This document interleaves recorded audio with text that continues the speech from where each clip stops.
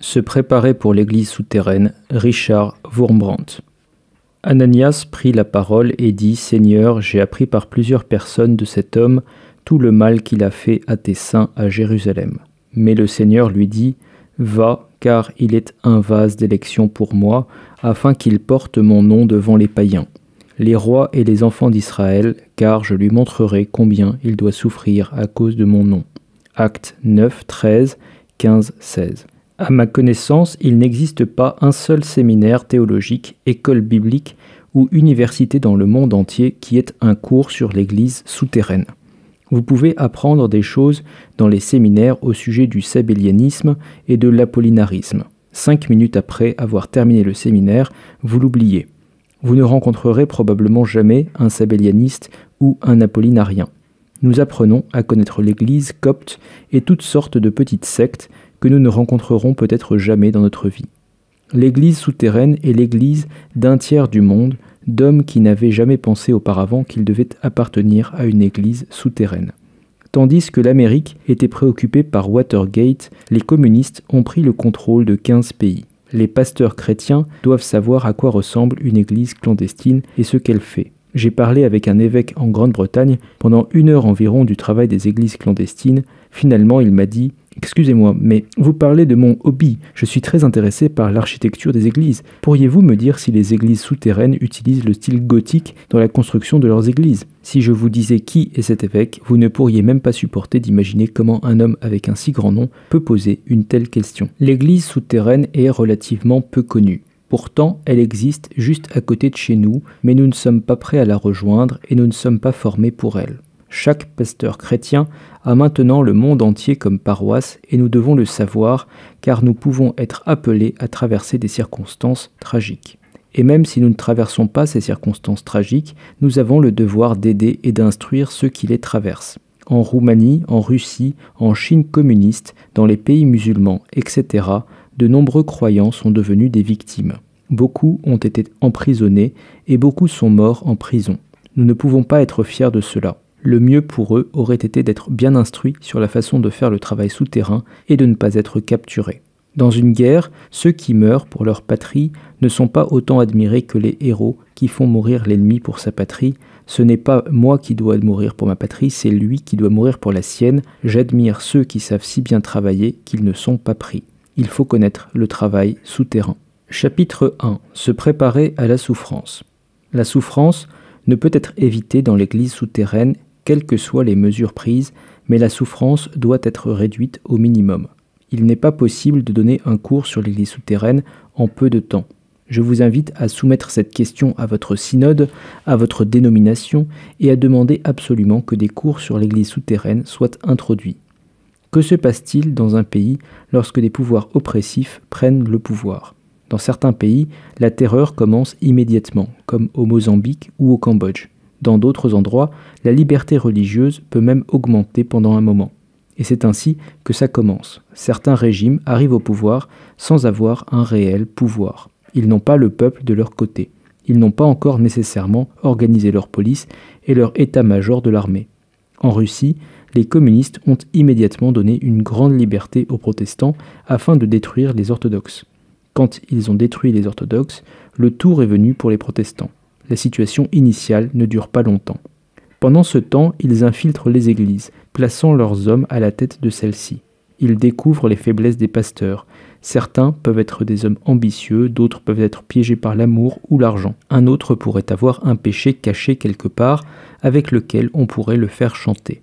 Ils expliquent qu'ils le feraient savoir et mettent ainsi leurs hommes à la tête du mouvement. Puis, à un moment donné, la grande persécution commence. En Roumanie, une telle répression s'est produite en un jour.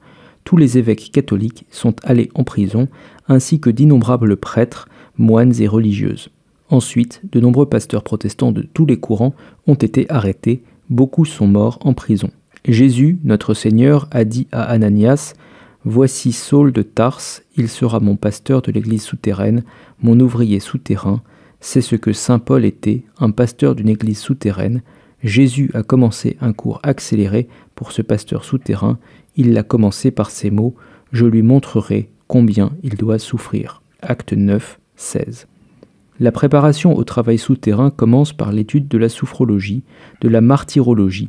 Solzhenitsyn, dans son livre L'archipel du Goulag, raconte que les policiers de l'ancienne Union soviétique avaient suivi un cours sur l'arrestologie, la science de la façon d'arrêter les gens, de sorte que personne autour ne puisse observer. S'ils ont créé un nouveau nom, l'arrestologie, créons celui de la sophrologie. Plus tard, nous nous pencherons sur l'aspect technique du travail clandestin, mais avant tout, il faut s'y préparer spirituellement. Dans un pays libre, pour être membre d'une église, il suffit de croire et d'être baptisé. Dans l'église clandestine, il ne suffit pas d'en être membre. Vous pouvez être baptisé et vous pouvez croire, mais vous ne serez pas membre de l'église souterraine si vous ne savez pas souffrir. Vous pouvez avoir la foi la plus puissante du monde, mais si vous n'êtes pas prêt à souffrir, alors vous serez emmené par la police. Vous recevrez 2 gifles et vous leur direz tout ce qu'ils veulent. La préparation à la souffrance est donc l'un des éléments essentiels de la préparation au travail souterrain. Un chrétien ne panique pas s'il est mis en prison. Pour le croyant ordinaire, la prison est un nouvel endroit pour témoigner du Christ. Pour un pasteur, la prison est une nouvelle paroisse. C'est une paroisse sans grand revenu, mais avec de grandes opportunités de travail. J'en parle un peu dans mon livre « With God in Solitary Confinement ». Dans d'autres livres, je mentionne le code Morse, qui fait également partie de la formation de l'église clandestine. Vous savez ce que c'est, un code par lequel les messages sont transmis au travers des murs de la prison. Grâce à ce code, vous pouvez prêcher l'évangile à ceux qui se trouvent dans une cellule à votre droite et à votre gauche. Les prisonniers changent toujours. Certains quittent leur cellule et d'autres y sont mis. Dieu a donné à de nombreux chrétiens qui ont été en prison le privilège d'amener au Christ par le code Morse des hommes qu'ils n'avaient jamais vus. D'autres, après de nombreuses années, rencontrent ces hommes qu'ils avaient amenés au Christ par le Morse. J'ai eu plusieurs paroisses dans des cellules communes. Dans les paroisses du monde libre, le dimanche matin, on sonne la cloche. Si certains le souhaitent, ils viennent à l'église, sinon, ils ne viennent pas. Si un homme n'aime pas vos sermons ce dimanche, le dimanche suivant, il ne vient pas. Il ne viendra de toute manière que s'il peut. Mais là où vous avez la prison comme paroisse, vous avez vos paroissiens avec vous toute la journée. Les paroissiens libres regardent leur montre. Il a déjà prêché pendant 30 minutes, ne finira-t-il jamais?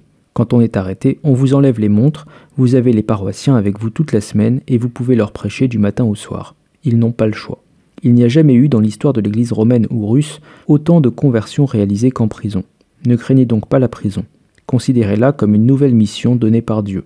Je me souviens que lorsque j'ai été arrêté pour la 2e fois, ma femme m'a dit, alors que je l'embrassais avant de partir avec les policiers, « Richard, souviens-toi qu'il est écrit « Tu seras amené devant des chefs et des rois pour leur servir de témoignage. » Les hommes peuvent accepter cela. Mais qu'en est-il des terribles tortures qui sont infligées aux prisonniers?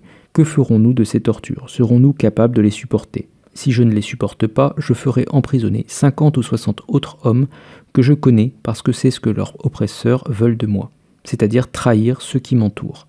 D'où la grande nécessité d'une préparation à la souffrance qui doit commencer dès maintenant. Il est très difficile de s'y préparer quand on est déjà en prison. Je me souviens d'un cas en Roumanie où un pasteur de 20 ans avait péché avec une femme. D'autres pasteurs ont débattu de cette question.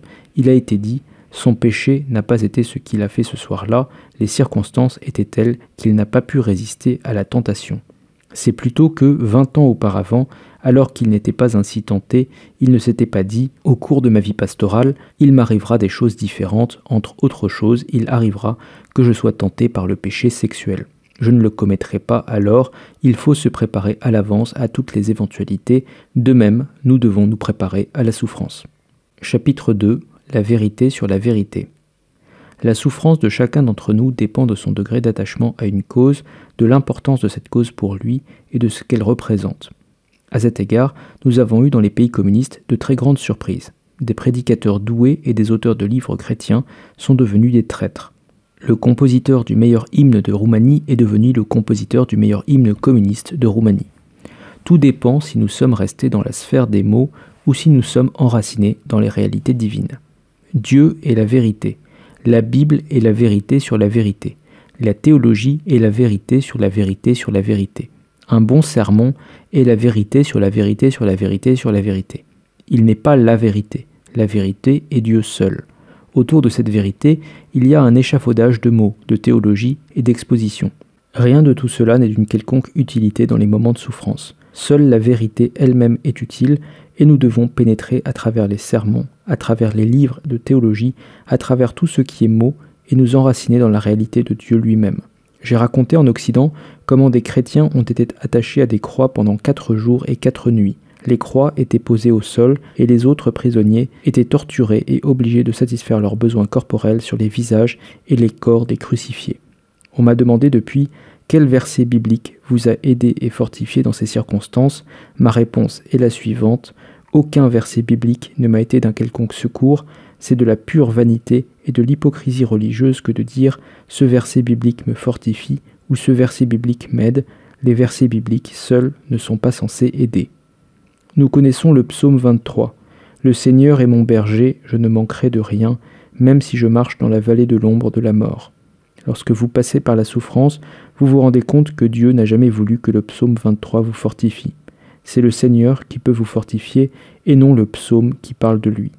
Il ne suffit pas d'avoir le psaume, vous devez avoir celui dont parle le psaume. Nous connaissons aussi le verset « Ma grâce te suffit », mais le verset n'est pas suffisant. C'est la grâce qui est suffisante et non le verset. Les pasteurs et les témoins zélés qui manient la parole comme un appel de Dieu risquent de donner aux paroles saintes plus de valeur qu'elles n'en ont réellement. Les paroles saintes ne sont que le moyen d'arriver à la réalité qu'elles expriment. Si vous êtes unis à la réalité, le Seigneur Tout-Puissant, le mal perd son pouvoir sur vous. Il ne peut pas briser le Seigneur Tout-Puissant.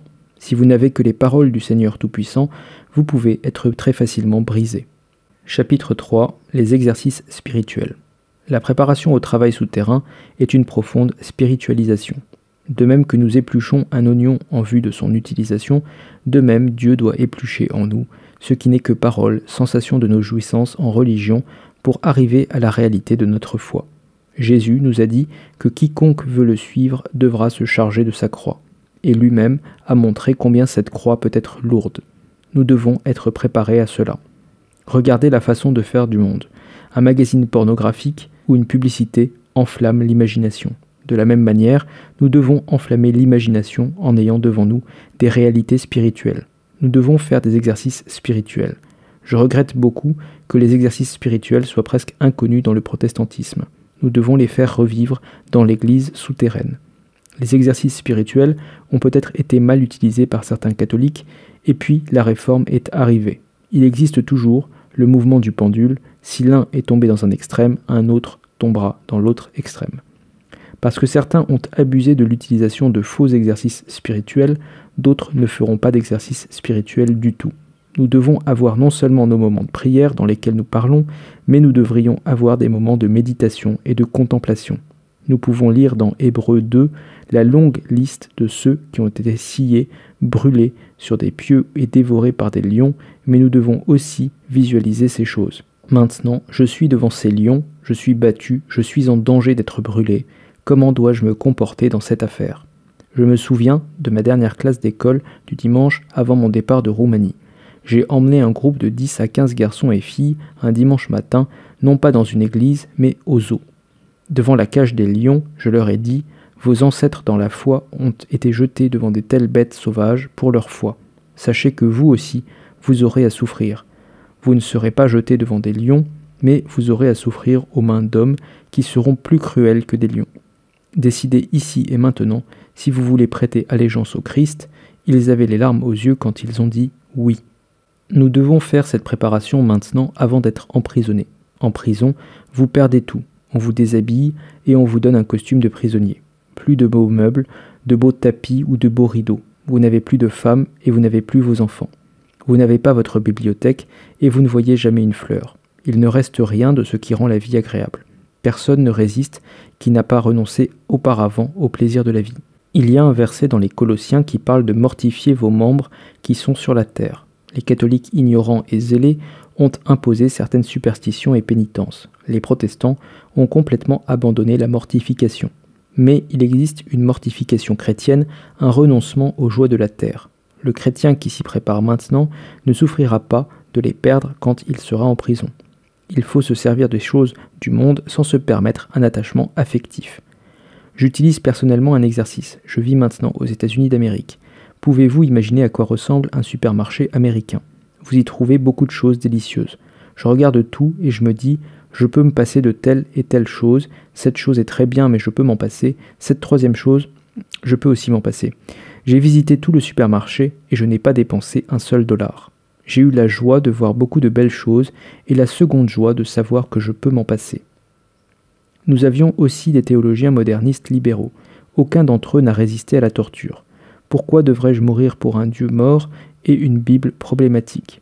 Si les récits d'Adam et d'Ève ne sont pas vrais, si Josué n'a pas arrêté le soleil, si les prophéties ont été écrites de nombreuses années après leur réalisation, si Jésus n'est pas né d'une vierge et s'il n'est pas ressuscité des morts, alors il y a plus de mensonges dans la Bible que dans la Pravda. Pourquoi devrais-je aller à la mort pour ce qui n'est pas vrai ou du moins reste problématique ? Chapitre 4. Le doute engendre des traîtres. Je suis juif. En hébreu, la langue que Jésus lui-même a parlée et dans laquelle la première révélation a été donnée, le mot doute n'existe pas. Douter est aussi mauvais pour un homme que de marcher sur 4 pattes. Il n'est pas fait pour marcher sur 4 pattes. Un homme marche droit, ce n'est pas une bête. Douter, c'est être sous-humain. Chacun de nous a des doutes, mais ne laissez pas les doutes sur les doctrines essentielles de la Bible, telles que l'existence de Dieu, la résurrection de Jésus-Christ ou l'existence de la vie éternelle, faire leur nid dans votre esprit. Tout doute théologique ou philosophique fait de vous un traître potentiel. Vous pouvez vous permettre des doutes pendant que vous avez une bonne étude, que vous préparez des sermons, que vous mangez bien ou que vous écrivez un livre.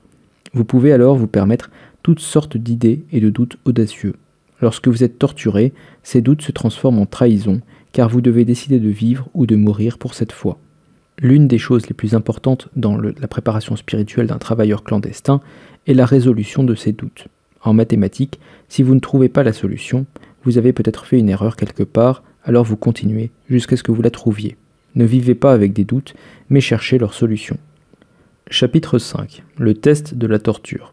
Venons-en maintenant au moment même de la torture. La torture est parfois très douloureuse. Ils utilisent des fers à repasser chauffés au rouge, parfois c'est un simple passage à tabac. Nous avons tous reçu des fessées dans notre enfance et les coups ne sont qu'une autre fessée. Un simple coup est très facile à encaisser. Jésus a dit que nous devions venir à lui comme des enfants, ce qui ressemble plutôt à des candidats à la fessée. Un médecin est venu me voir et m'a dit « Que dois-je faire ? Je pense à me jeter par la fenêtre. Ils m'appellent encore et veulent faire de moi un informateur de l'église clandestine.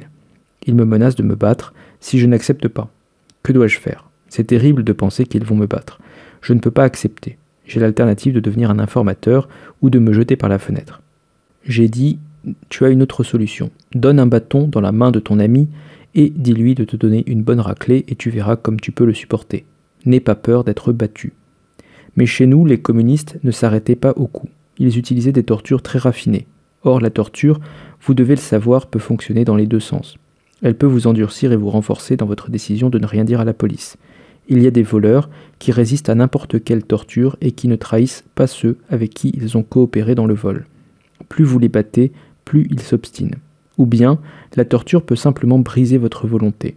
Je vais maintenant vous parler d'un cas très intéressant qui a été publié dans la presse communiste tchèque. Vous savez que sous Dubček, il y a eu une période d'assouplissement et qu'ils ont pu publier certaines choses en Tchécoslovaquie. Un article est paru à cette époque. Novotny, qui était le prédécesseur de Dubček et qui était un dictateur communiste, avait arrêté un de ses camarades intimes, un dirigeant communiste, un athée convaincu et un membre du comité central du Parti communiste. Il n'y avait pas que des chrétiens, des juifs ou des patriotes en prison, un communiste en a arrêté un autre et l'a torturé comme il l'aurait fait pour n'importe qui d'autre. Ils ont arrêté ce dirigeant communiste et l'ont mis seul dans une cellule de prison. Des rayons électromagnétiques qui perturbent l'esprit passaient dans cette cellule. Un haut-parleur répétait jour et nuit « Vous appelez-vous Joseph ou non ?» Pour information, son nom n'était pas Joseph. « Réfléchissez, es-tu Joseph ou n'es-tu pas Joseph ? Le plus grand criminel d'Amérique a été Dillinger, mais vous êtes un plus grand criminel que Dillinger. Quel est ton prénom ? C'est Joseph ou ce n'est pas Joseph ? Tu es un contre-révolutionnaire, tu es un espion, mais es-tu Joseph ou n'es-tu pas Joseph ? Ils ont essayé de le rendre fou, jour et nuit. Il avait l'impression qu'il allait perdre la tête. À un moment donné, il a eu une illumination. J'ai rencontré le mal absolu. Si les communistes torturent un chrétien, ce n'est pas un mal absolu parce que les communistes croient qu'ils vont construire un paradis terrestre. Les chrétiens les en empêchent, il est donc juste de torturer les chrétiens. Mais quand un communiste torture un communiste, c'est de la torture pour la torture. Il n'y a absolument aucune justification à cela. Mais attendez un peu. Toute pièce de monnaie a deux faces, tout câble électrique a deux pôles. S'il existe un mal absolu, contre qui ce mal absolu se bat-il? Il doit y avoir un bien absolu. C'est Dieu, et c'est contre lui qu'ils se battent. Lorsqu'il fut appelé à l'interrogatoire, il entra en souriant dans la pièce et dit qu'il pouvait éteindre le haut-parleur maintenant car il avait atteint son résultat. Il dit « Je suis devenu chrétien ». L'officier lui a demandé « Comment est-ce arrivé ?» Il lui a raconté toute l'histoire. L'officier a dit « Attendez un peu ». Il appela quelques-uns de ses camarades et leur dit « Veuillez répéter l'histoire devant mes camarades ». Il a répété l'histoire et le capitaine a dit à l'autre policier « Je vous avais dit que cette méthode ne marchait pas. Vous en avez trop fait. Le diable n'est pas tout puissant et tout sage comme Dieu. Il commet des erreurs. La torture diabolique est un excès qui peut être très bien utilisé spirituellement. » Chapitre 6. Le moment de crise. La torture a un moment d'explosion, et le tortionnaire attend ce moment critique. Apprenez à vaincre le doute et à réfléchir en profondeur. Il y a toujours un moment de crise où vous êtes prêt à écrire ou à prononcer le nom de votre complice dans le travail souterrain, ou à dire où se trouve l'imprimerie secrète, ou quelque chose de ce genre. Vous avez été tellement torturé que plus rien ne compte, le fait que je ne doive pas avoir mal ne compte pas non plus.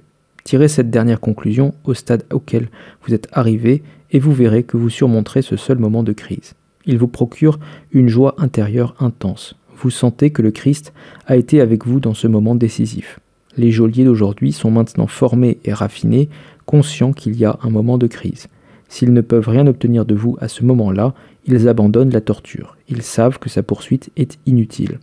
Depuis que je suis un très jeune chrétien, on m'a dit de lire chaque jour.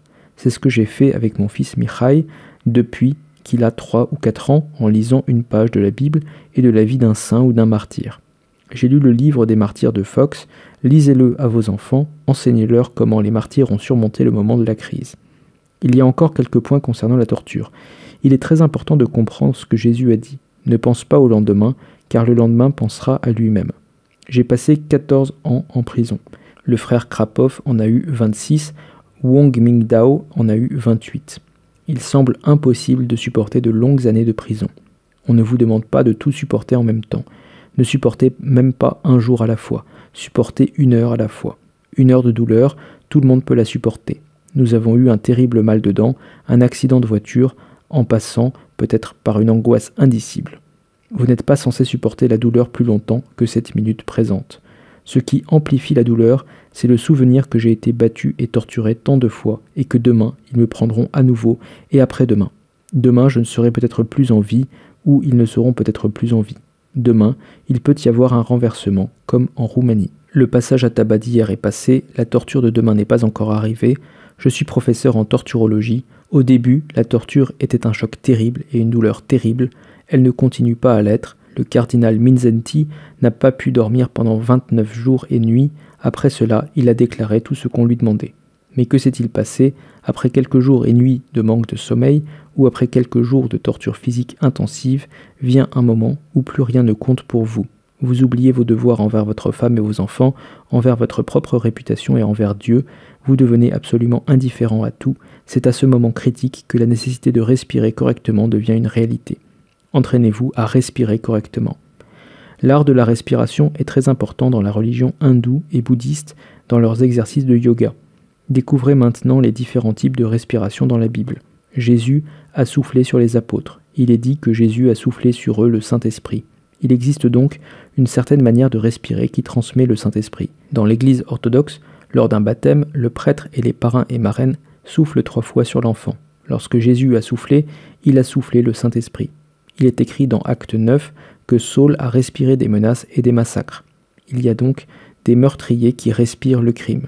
Il est écrit dans le livre de Jérémie que certains hennissent après les femmes d'autres hommes.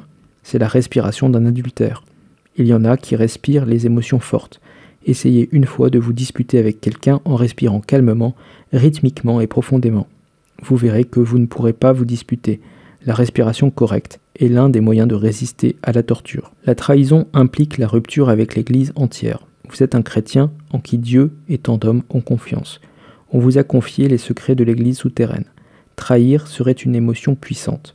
Vous ne pouvez pas vous disputer avec quelqu'un et lui crier dessus tout en respirant rythmiquement et profondément. Vous ne pouvez pas non plus passer à travers la profonde émotion de la trahison en respirant ainsi. Sous la torture, Respirez de façon rythmée, silencieuse, très profondément vers le talon. L'oxygénation donne une résistance à tout le corps, ce qui équilibre vos réactions et vous donne une attitude posée. Une autre chose, c'est qu'un travailleur souterrain doit savoir, non pas avec sa tête seulement, mais jusqu'au bout de ses doigts, il doit savoir qu'il appartient au corps du Christ. Il appartient à un corps qui a été fouetté pendant près de 2000 ans. Il a toujours été fouetté, non seulement à Golgotha, mais sous les empereurs romains et par tant de persécutions. Elle a été flagellée sous les nazis et elle a été flagellée en Russie pendant plus de 70 ans. En me convertissant, j'ai consciemment fait partie d'un corps qui est un corps flagellé, un corps moqué, un corps sur lequel on crache, un corps couronné d'une couronne d'épines, avec des clous plantés dans les mains et dans les pieds. J'accepte cela comme mon futur destin possible. Je ne considérerai jamais Jésus-Christ comme ayant été crucifié il y a seulement 2000 ans. Les souffrances de Jésus dans son corps mystique doivent devenir pour moi une réalité. Chapitre 7. Un amour suprême. La Bible enseigne des paroles très difficiles à accepter. Quiconque ne hait pas son père, sa mère, son enfant, son frère, sa sœur, ne peut pas être mon disciple. Ces mots ne signifient presque rien dans un pays libre. Vous savez probablement, grâce à la littérature de la Voix des martyrs, que des milliers d'enfants ont été enlevés à leurs parents dans l'ancienne Union soviétique parce qu'on leur avait enseigné le Christ. Vous devez aimer le Christ plus que votre famille. Vous voilà devant un tribunal et le juge vous dit que si vous reniez le Christ, vous pouvez garder vos enfants. Sinon, ce sera la dernière fois que vous les verrez. Votre cœur peut se briser, mais votre réponse devrait être « J'aime Dieu ». Nadia Sloboda a quitté sa maison pour passer 4 ans en prison. Ses enfants lui ont été enlevés, mais elle a quitté sa maison en chantant. Les enfants, que la police attendait avec un camion pour les emmener au moment où elle partait, ont dit à leur mère qui chantait « Ne t'inquiète pas pour nous. Où qu'ils nous mettent, nous n'abandonnerons pas notre foi. » Ils ne l'ont pas fait. Lorsque Jésus était sur la croix, il n'a pas simplement souffert physiquement. Il avait sa mère devant lui qui souffrait. Sa mère avait le Fils qui souffrait, il s'aimait, mais la gloire de Dieu était en jeu et ici, tout sentiment humain doit être secondaire. C'est cette attitude que nous devons adopter pour nous préparer au travail souterrain. Seul le Christ, le grand souffrant, l'homme des douleurs, doit vivre en nous. Il y a eu des cas, dans des pays communistes, où des tortionnaires communistes ont jeté leurs matraques en caoutchouc avec lesquelles ils frappaient un chrétien et leur ont demandé « Quelle est cette auréole que tu as autour de la tête? Comment se fait-il que ton visage brille? Je ne peux plus te battre. » Il est dit d'Étienne dans la Bible que son visage brillait. Nous avons connu des cas de tortionnaires communistes qui disaient aux prisonniers « Crie fort, pleure fort, comme si j'allais te battre, pour que mes camarades sachent que je te torture, mais je ne peux pas te battre. Ainsi vous criez en vain, sans qu'il ne vous arrive rien. » Il existe d'autres cas où les prisonniers sont réellement torturés, parfois jusqu'à la mort. Vous devez choisir entre mourir avec Christ et pour Christ ou devenir un traître. À quoi bon continuer à vivre si vous avez honte de vous regarder dans un miroir, sachant que celui qui vous regardera est le visage d'un traître? Penser de cette manière est la première condition pour être un travailleur clandestin, surtout un pasteur clandestin, et ce qui est encore plus important, la femme d'un pasteur clandestin. Elle joue un rôle exceptionnel, elle doit le fortifier, elle doit lui donner le courage de faire toutes ces choses. Si elle lui demande d'aller au cinéma et de profiter des plaisirs de la vie, il ne pourra pas être un combattant clandestin. Elle doit le pousser à travailler, à se battre et à se sacrifier. Chapitre 8. Apprendre à se taire. Une autre chose que nous devons apprendre dans l'église souterraine, c'est être silencieux. Les pasteurs, de par leur profession, sont des gens loquaces, des gens qui parlent. Or, un pasteur n'est pas censé parler tout le temps. Personne ne peut bien prêcher s'il n'écoute pas bien. Quand je regarde en arrière, j'ai gagné plus d'âmes en les écoutant qu'en leur parlant.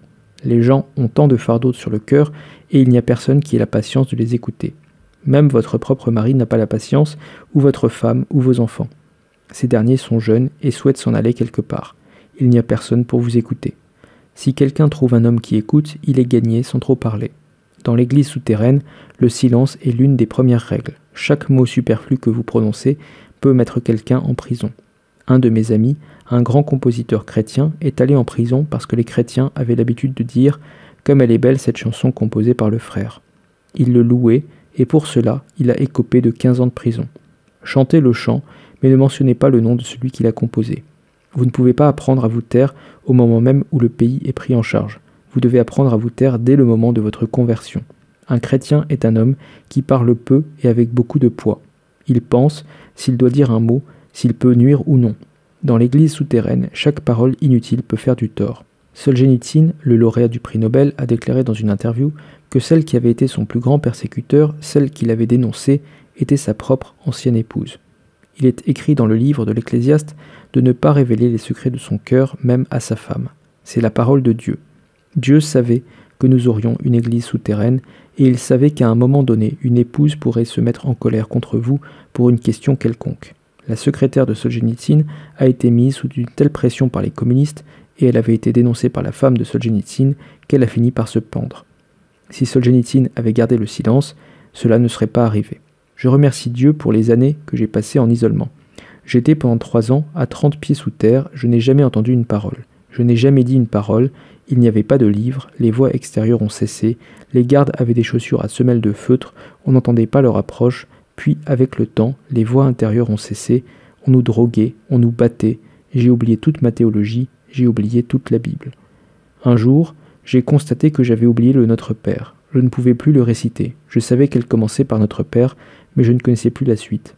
J'ai continué à me réjouir et j'ai dit « Notre Père, j'ai oublié la prière, mais tu la connais sûrement par cœur. Tu l'entends tant de milliers de fois par jour, alors tu charges un ange de la dire pour moi et je me tais. » Pendant un temps, mes prières étaient « Jésus, je t'aime » et puis après, un petit moment encore « Jésus, je t'aime, Jésus, je t'aime ». Puis c'est devenu trop difficile même de dire cela parce qu'on était drogué par des médicaments qui allaient détruire notre esprit. Nous avions très faim, on avait une tranche de pain par semaine, il y avait les coups, les tortures, le manque de lumière et d'autres choses, il était devenu impossible de se concentrer, même pour dire ne serait-ce que « Jésus, je t'aime ». Je l'ai abandonné parce que je savais que c'était nécessaire. La plus haute forme de prière que je connaisse est le battement tranquille d'un cœur qui l'aime. Jésus devait juste entendre tic-tac, tic-tac, et il saurait que chaque battement de cœur est pour lui. Lorsque je suis sorti de l'isolement, que je me suis retrouvé avec d'autres prisonniers, et que je les ai entendus parler, je me suis demandé « Pourquoi parlent-ils » Tant de nos paroles sont inutiles. Aujourd'hui, des hommes font connaissance, et l'un d'eux dit « Comment allez-vous » et l'autre répond « Comment allez-vous » À quoi cela sert-il? Mais l'un dira « Ne pensez-vous pas qu'il fait beau » et l'autre réfléchira et dira « Oui, je pense qu'il fait beau, mais pourquoi devons-nous parler pour savoir si le temps est beau ?» Nous ne prenons pas au sérieux la parole de Jésus qui dit que les hommes seront jugés non pas pour chaque mauvaise parole, mais pour chaque parole inutile.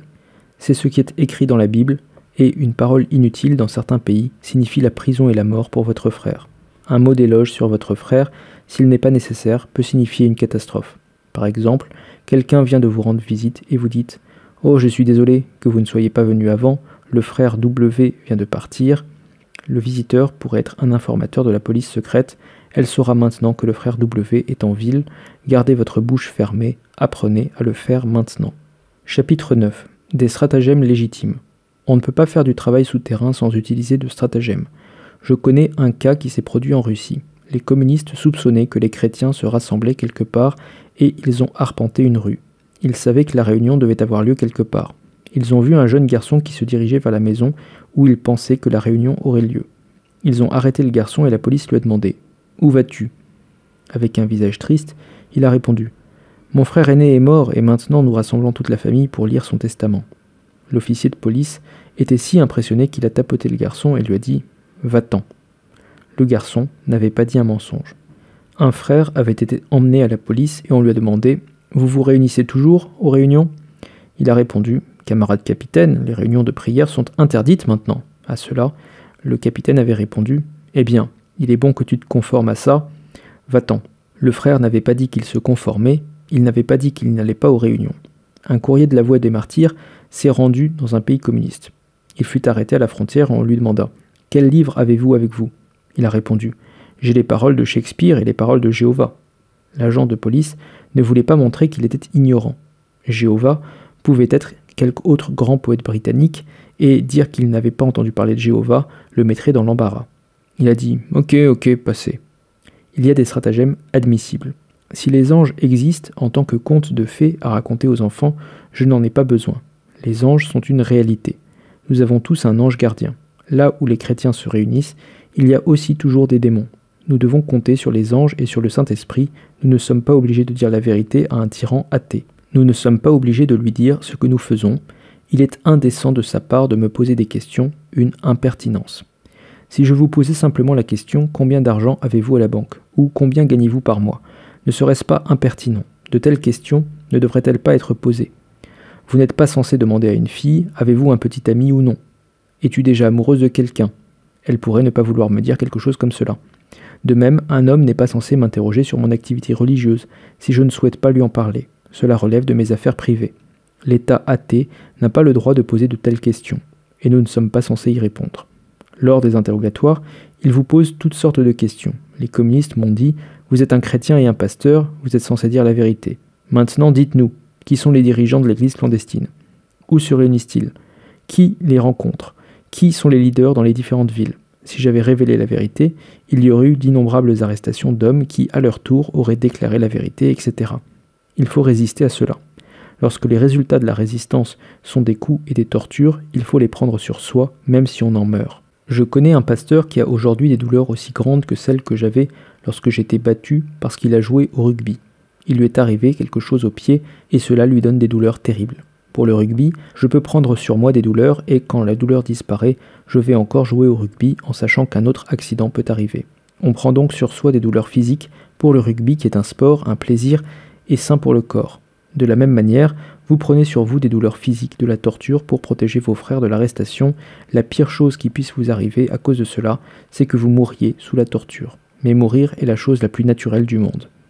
Un mendiant s'arrêta à la maison d'un homme riche et dit « Pourrais-je dormir ici une nuit ? Je n'ai pas d'endroit où dormir. » L'homme riche dit « Va-t'en d'ici, mendiant, ce n'est pas un hôtel. » Le pauvre homme dit « Je m'excuse, je vais aller plus loin. » Puis il dit « Mais pourriez-vous d'abord répondre à une question ? J'ai regardé cette maison, je l'ai trouvée si belle. Qui a fait cette maison ?» L'homme riche se sentit flatté et répondit « C'est la maison construite par mon grand-père. » « Et où est votre grand-père maintenant ? » « Il est mort il y a longtemps. » « Qui a vécu dans la maison après votre grand-père ? » ?»« Eh bien, mon père. »« Il est toujours en vie ? » ?»« Non, il est mort lui aussi. »« Et qui vit dans la maison maintenant ? » ?»« Moi. »« Et vous allez mourir aussi ? » ?»« Oui. »« Et qui vivra dans la maison après votre mort ? » ?»« Eh bien, j'espère mes enfants. » Alors le mendiant dit « Pourquoi me criez-vous dessus ? Tu as dit que ce n'était pas un hôtel, c'est une chambre d'hôtel. Vous rangez vos affaires et quelqu'un d'autre viendra prendre votre place. Votre mortalité est évidente, prenez-la comme une vision de la vie en général. Si Dieu souhaite que je meure aujourd'hui, il n'y a pas besoin d'un tortionnaire, je peux mourir d'une crise cardiaque sans tortionnaire. Le bourreau ne peut donc jamais raccourcir ma vie d'un seul jour. Le meilleur restaurant, avec les meilleurs mets, ne peut jamais prolonger ma vie d'un seul jour. Je meurs quand je suis appelé par Dieu. Chapitre 10. Querelle destructrice. Pas la moindre querelle n'est autorisée dans l'église souterraine.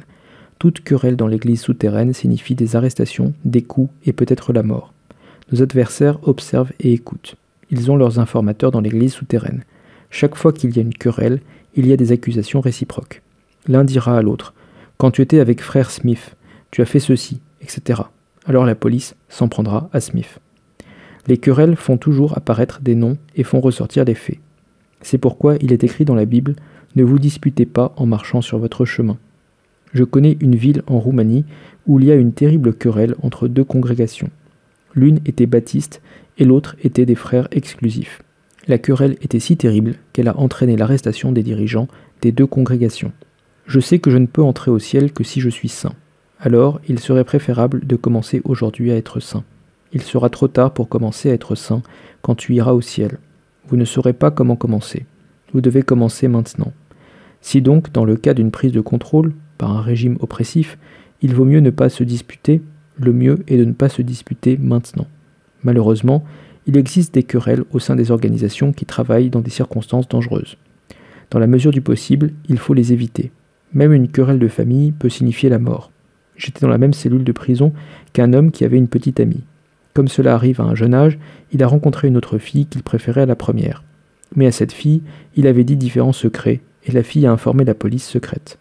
Il a été emprisonné à vie, il est devenu fou en prison. La préparation pour le travail clandestin est fondamentale pour la préparation d'un travailleur chrétien normal. Mais elle est beaucoup plus profonde et doit devenir beaucoup plus réelle, une partie de la vie. Je connais des pays où de nombreuses congrégations sont détruites par une querelle entre deux pasteurs ou deux anciens de l'Église. Cela arrive partout, mais dans un pays oppressif, cela signifie l'emprisonnement et peut-être la mort. Chapitre 11. Résister au lavage de cerveau. L'un des moyens de pression, ce n'est pas seulement la torture physique, c'est le lavage de cerveau. Nous devons savoir comment résister au lavage de cerveau. Le lavage de cerveau existe aussi dans le monde libre. La presse, la radio, la télévision nous lavent le cerveau. Il n'existe aucun motif au monde pour boire du Coca-Cola. Vous le buvez parce que vous avez subi un lavage de cerveau. Si on faisait de la publicité pour l'eau, on en boirait. Certains ont poussé cette technique de lavage de cerveau à l'extrême. Les méthodes varient, mais le lavage de cerveau dans ma prison roumaine consistait essentiellement en ceci. Nous devions rester assis 17 heures sur une plateforme qui ne donnait aucune possibilité de se pencher et vous n'aviez pas le droit de fermer les yeux. Pendant 17 heures par jour, nous devions entendre « Le communisme est bon, le communisme est bon, le communisme est bon ». Le christianisme est mort, le christianisme est mort, le christianisme est mort. Abandonnez, abandonnez, abandonnez, etc. Vous vous ennuyez après une minute de cela, mais vous deviez l'entendre pendant les 17 heures entières, pendant des semaines, des mois, des années même, sans aucune interruption. Je peux vous assurer que ce n'était pas facile. C'est l'une des pires tortures, bien pire que la torture physique. Mais le Christ a tout prévu car avec lui, il n'y a pas de temps. L'avenir, le passé, le présent sont une seule et même chose. Il connaît toutes choses depuis le début. Les communistes ont inventé le lavage de cerveau. Trop tard, le Christ avait déjà inventé le contraire du lavage de cerveau, le lavage de cœur. Il a dit « Heureux ceux qui ont le cœur pur, car ils verront Dieu ». Étienne, le premier martyr du Christ, était entouré de centaines de personnes avec de grosses pierres dans les mains, prêtes à les lui lancer. Il a dit « Je vois ».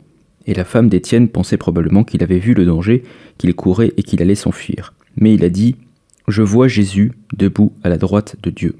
Peut-être a-t-elle dit, ce n'est pas enregistré, « Ne vois-tu pas toute la foule autour de toi prête à jeter des pierres ?»« Oh oui, je vois quelques petites fourmis là-dessous qui ne valent pas la peine d'être mentionnées. Je regarde Jésus. Il ne regardait pas ceux qui voulaient le tuer, heureux ceux qui ont le cœur pur. » J'avais subi un lavage de cerveau pendant plus de 2 ans. Maintenant, les communistes auraient dit que mon cerveau était encore sale. Au même rythme qu'ils disaient « Le christianisme est mort », moi et d'autres nous répétions « Le Christ aussi était mort, le Christ aussi était mort ». Mais nous savions qu'il était ressuscité des morts, nous nous souvenions que nous vivions dans la communion des saints.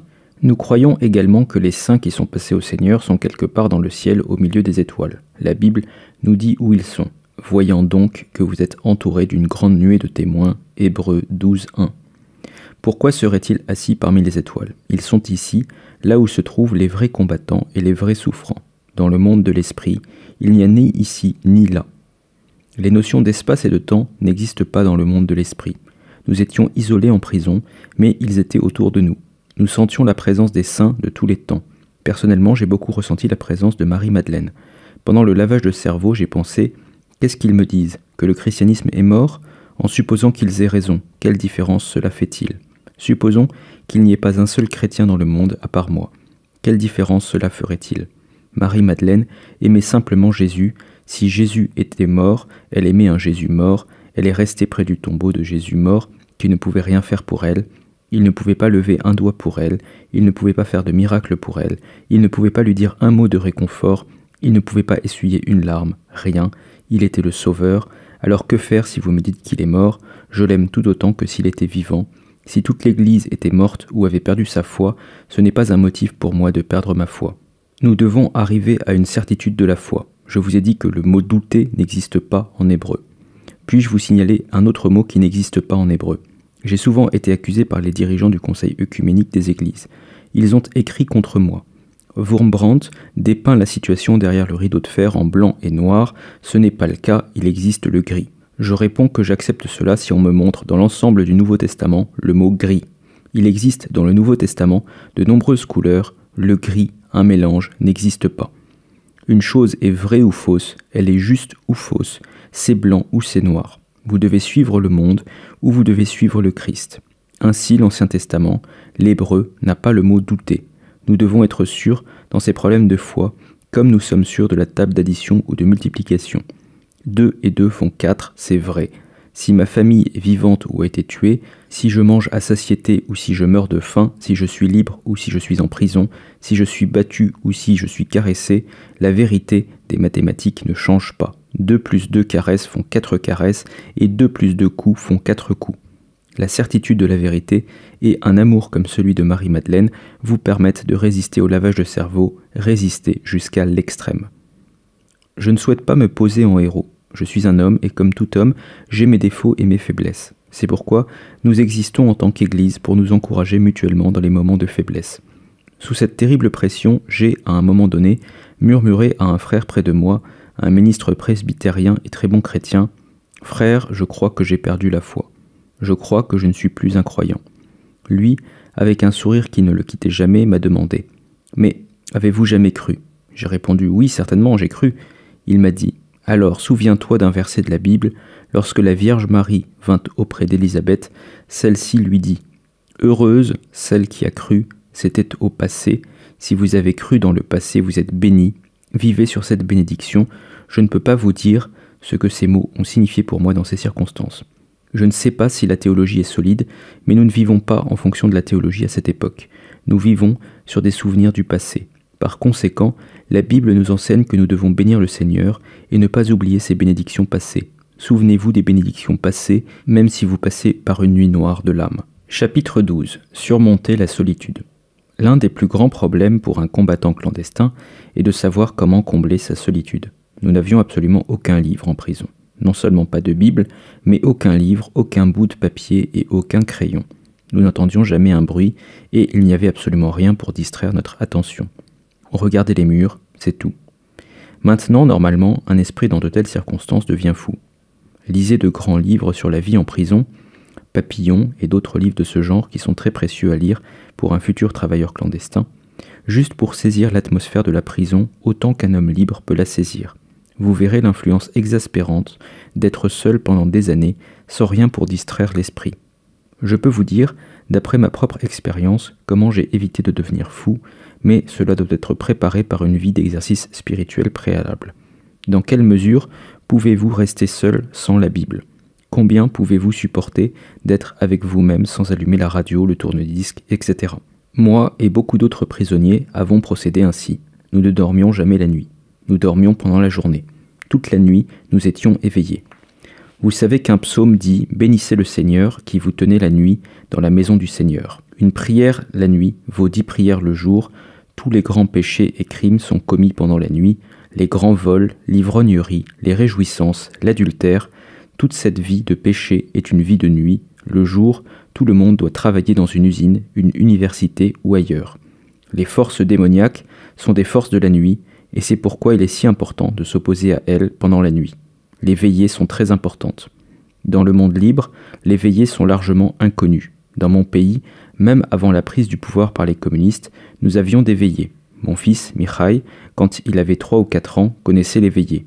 Toute la nuit, nous passions en prière.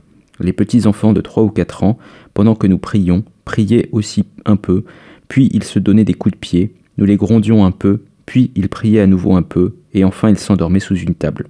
C'est ainsi qu'ils ont été élevés avec les veillées. En isolement, nous nous réveillions quand les autres prisonniers allaient se coucher. Nous remplissions notre temps avec un programme qui était si lourd que nous ne pouvions pas le remplir. Nous avions commencé par une prière dans laquelle nous voyageons à travers le monde entier.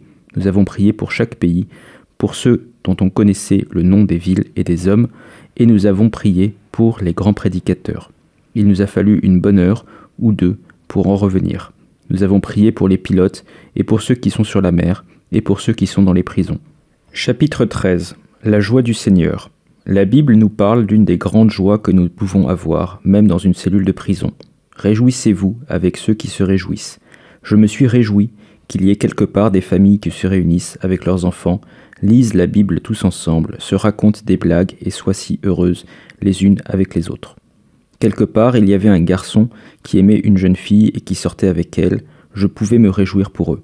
Là, il y avait une réunion de prière et il y avait quelqu'un qui étudiait. Et il y a quelqu'un qui appréciait la bonne nourriture, etc. Nous pouvions nous réjouir avec ceux qui se réjouissaient. Après avoir voyagé dans le monde entier, j'ai lu la Bible de mémoire. Mémoriser la Bible est très important pour un travailleur clandestin. Pour nous faire rire aussi un peu, je vais vous raconter une chose qui est arrivée. Une fois, alors que j'étais allongé sur les quelques planches qui constituaient mon lit, j'ai lu de mémoire le Sermon sur la montagne selon Luc. Je suis arrivé au passage où il est dit « Quand vous serez persécutés à cause du Fils de l'homme, réjouissez-vous en ce jour-là et tressaillez de joie. Vous vous souviendrez que c'est écrit ainsi. J'ai dit, comment ai-je pu commettre un tel péché de négligence? Le Christ a dit que nous devons faire deux choses différentes. L'une pour se réjouir, je l'ai fait, la seconde, sauter de joie, je ne l'ai pas fait. Alors j'ai sauté, je suis descendu de mon lit et j'ai commencé à sauter partout.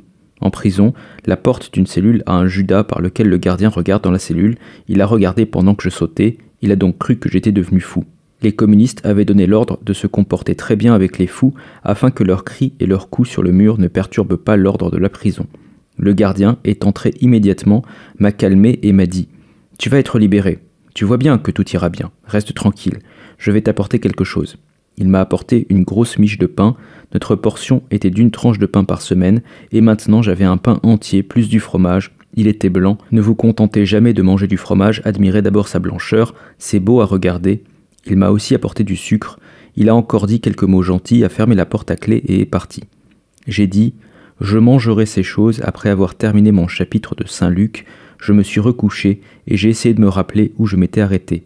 Oui, au moment où vous serez persécutés à cause de mon nom, réjouissez-vous et bondissez de joie, car grande est votre récompense. » J'ai regardé la miche de pain et le fromage, vraiment, la récompense était grande. La tâche suivante consiste à penser la Bible et à la méditer. Chaque soir, je composais un sermon, commençant par « Chers frères et sœurs » et se terminant par « Amen ». Après l'avoir composé, je le prononçais. Je les mettais ensuite en rimes très courtes pour pouvoir m'en souvenir. Mes livres, With God in Solitary Confinement et If Prison Walls Could Speak, contiennent certains de ces sermons. J'en ai mémorisé 350. Lorsque je suis sorti de prison, j'ai écrit certains d'entre eux. Une cinquantaine d'entre eux a été publiée dans ces deux livres. Ce sont des sermons que je viens de prononcer devant Dieu et devant les anges. Les anges ont des ailes et ils portent les pensées à quelqu'un d'autre. Maintenant, ces sermons sont publiés dans de nombreuses langues et sont utilisés. Nous avons rempli notre temps comme cela. Je composais des livres et des poèmes. Je pensais à ma femme et à mes enfants. Chaque soir, je me racontais des blagues, mais toujours des blagues que je ne connaissais pas auparavant, de sorte qu'elles étaient toutes optimistes. Elles montraient ce que je ressentais alors. Une de ces blagues était la suivante. Une femme dit à son mari « Pierre, que dois-je faire ? Je me suis assise sur mes fausses dents et je les ai cassées. » Le mari a répondu « Sois heureuse, imagine comme ce serait si tu t'étais assise sur des dents naturelles. » Alors j'ai vu le bon côté des choses. Avec du pain, j'ai fait des pièces d'échecs, les unes blanchies avec un peu de craie et les autres grises. J'ai joué aux échecs avec moi-même. Ne croyez jamais que Bob Fischer est le plus grand maître d'échecs du monde. Il a gagné le dernier match avec Spassky. Il a gagné 8 parties et en a perdu 2. Moi, en 3 ans, je n'ai jamais perdu une partie. J'ai toujours gagné, soit avec les blancs, soit avec les gris. Je vous ai dit toutes ces choses parce qu'elles appartiennent au secret du travailleur clandestin quand il souffre. Ne laissez jamais votre esprit s'affliger, car alors les communistes vous tiennent entièrement entre leurs mains. Votre esprit doit être continuellement exercé. Il doit être en éveil, il doit penser. Il doit, chacun selon ses capacités, composer différentes choses, etc. Chapitre 14. La véritable identité. L'église souterraine n'est pas quelque chose de nouveau. Après avoir travaillé dans l'église souterraine, j'ai lu le Nouveau Testament avec des yeux nouveaux. J'ai lu dans les Actes des Apôtres des exemples où des apôtres et des disciples changeaient de nom quelquefois. Et il y a de nombreux exemples de cela dans le Nouveau Testament. Barnabas, c'est Joseph, surnommé par les apôtres Barnabas.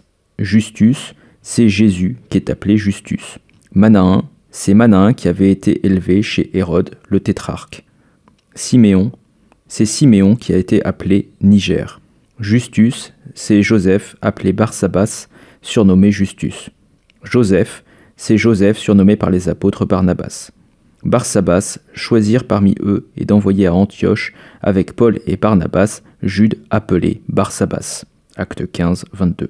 Pourquoi Jacques et Jean devraient-ils être appelés fils du tonnerre et un Simon être appelé Pierre ? Je n'avais jamais connu d'explication à ce sujet. Nous trouvons tellement de noms changés dans le Nouveau Testament. Or, c'est exactement ce qui se passe dans l'église souterraine. J'avais de nombreux noms. Quand j'allais dans une ville ou un village, on me disait jamais que le frère Wurmbrandt était venu. Dans une ville, c'était Vasile, et dans une autre, c'était Georgescu, dans une autre, c'était Ruben, etc. Quand on m'a arrêté, j'étais Richard Wurmbrandt, surnommé un tel ou un tel. Je crois à l'inspiration littérale de la Bible, pas seulement à l'inspiration verbale. Pourquoi alors contient-elle des mots apparemment inutiles ? Il est écrit dans Luc, Jésus priait dans un certain lieu. Il faut être quelque part quand on prie. Alors pourquoi ces mots « dans un certain lieu » ? Il est écrit « il vint dans une certaine ville ». Chaque ville est une certaine ville, mais c'est exactement le langage de l'église souterraine. Quand je revenais d'un voyage, je disais à ma femme « j'étais dans une certaine ville et un certain lieu où j'ai rencontré un certain frère ».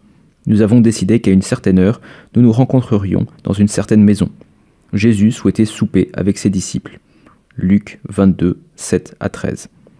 Il aurait normalement dû dire « allez dans cette rue, au numéro 1, demandez à parler à monsieur X et préparez un repas ». Au lieu de cela, il dit « quand vous serez entrés dans la ville, un homme viendra à votre rencontre, portant une cruche d'eau, suivez-le dans la maison où il entrera ». Il serait rare à cette époque qu'un homme porte une cruche d'eau, puisque les femmes étaient celles qui allaient au puits. C'est exactement comme cela que nous procédons. Lorsque nous avons une réunion de prière, nous ne donnons pas l'adresse parce que nous savons qu'il y a un informateur. Nous disons « tenez-vous au coin de cette rue ou asseyez-vous là dans un parc public et vous verrez passer un homme avec une cravate bleue ou un autre signe. Va le chercher, si quelqu'un demande à l'autre « quel est ton nom ?», nous savons qu'il est un informateur de la police secrète. » L'église souterraine est une chose qui existait déjà à l'époque de la rédaction du Nouveau Testament. Nous avons des critiques qui disent que ce que nous faisons est illégal devant Dieu car une église ne devrait pas travailler dans la clandestinité. Nous devons obéir aux autorités. Le Conseil œcuménique des églises nous accuse, mais il donne de l'argent aux guérilleros qui n'obéissent pas aux autorités. Dans la Bible, il est écrit que celui qui a l'autorité est un chef qui punit le mal et récompense le bien. Une autorité qui interdit la parole de Dieu se place en dehors de toute sphère humaine. Aucun verset biblique ne s'applique à elle. Chaque autorité a ses lois, ses injustices et ses abus, car aucun gouvernement n'est composé de saints. Il est composé de pécheurs. Chaque autorité fait de bonnes et de mauvaises choses. La chose principale est qu'elles ne doivent pas empêcher une chenille de devenir un papillon. Elles ne doivent pas empêcher un bourgeon de devenir une fleur, elles ne doivent pas empêcher un pécheur de devenir un saint. Tant qu'ils me permettent cela, je n'attends pas d'eux qu'ils soient des saints tombés du ciel, j'attends d'eux qu'ils fassent quelques bonnes choses et qu'ils aient parfois des lois erronées, qu'ils peuvent changer après 2 ou 3 ans. Je les respecterai en tant qu'autorité. Mais s'ils m'enlèvent le sens même de ma vie, qui est de me préparer à une existence plus belle au ciel, je ne ressens aucun devoir envers cette autorité. Notre mission ne fait que poursuivre son travail souterrain pour aider l'Église clandestine dans les pays communistes et musulmans. Je ne vous ai donné qu'un aperçu des problèmes de cette église souterraine, afin que vous puissiez, d'une certaine manière, vous faire une idée de ce à quoi elle ressemble. Que Dieu vous bénisse.